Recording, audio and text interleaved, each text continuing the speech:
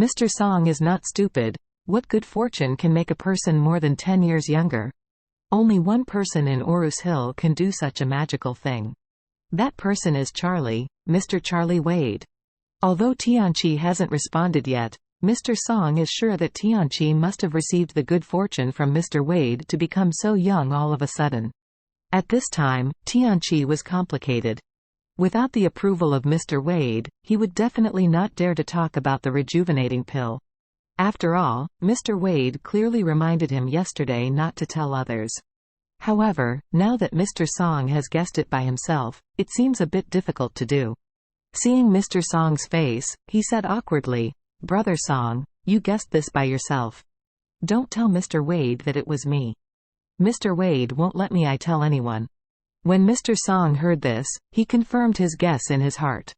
The gift to Tianqi was indeed no one else, but the good grandson-in-law, Charlie, and Mr. Wade that he wanted to do. Mr. Song was extremely envious about this matter. Even when the envy reached a certain level, he was already faintly jealous. He didn't want to be like Tianqi, a person in his 70s. It seems that he is only 60 years old? Why didn't he want his life to last 10 years or more? Once people reach middle-aged and old age, they will become more and more afraid of death at old age. This is human nature, and no one can avoid them. The same is true for Mr. Song. He has recovered from a serious illness, and there are still many minor problems in his body. Although Charlie's last medicine pill can make him live for a few more years, but it only keeps him alive. It is impossible for him to have a 10-year-old body like Tianqi. Therefore, Mr. Song couldn't help sighing at this moment, and said, "I never thought that Mr. Wade could have such an ability." Tianqi also looked solemnly and said, "Mr. Wade has been transcended into the saint in the medical skills. In my life, I am afraid I only have worship." Father Song couldn't help sighing. "It would be great if Mr. Wade could give me such a fortune. I would like to give tens of billions of cash." Although that was the case, Song Grandpa knew very well in his heart that he couldn't directly ask Charlie to make such a request. Otherwise, on the one hand, he might betray Tianqi, and on the other hand, he might betray Mr. Wade. Therefore, such good fortune can only wait for a coincidence or when the time is ripe. No matter what it is, it must not be forced. And the best time is to make Charlie his grandson-in-law. If Warnya can marry Mr. Wade, how can he worry about such good luck? It's a pity that Warnya and Charlie haven't made any definite progress yet, which makes Old Song a little worried. It seems that they still have to find a way to bring these two young people together. Because he knew in his heart that once the Song family and Charlie had a deeper relationship, not only would it benefit Warnya, and the entire Song family would benefit for life. Just when Mr. Song made up his mind, Tianqi asked him, "Brother Song, what is the main cause of your discomfort today?" Grandpa Song looked at Tianqi, put away his thoughts, and said, "Hey, Brother Shi, look at me now. My body is worsening every day. I have recently fallen into the autumn and caught the cold when I didn't pay attention. I have to find you to treat me with some medicine." Tianqi hurriedly said, "Then I will get your pulse first to see where the problem is." Grandpa Song gave a hum and stretched out his hand. Tianqi put his finger on the wrist of Mr. Song, checked his pulse, and looked at Mr. Song's other conditions, and he was relieved that he was only infected with the cold. "It's really just the cold. I'll prescribe some medicines for you. You can take them. It will be better in 3 or 2 days.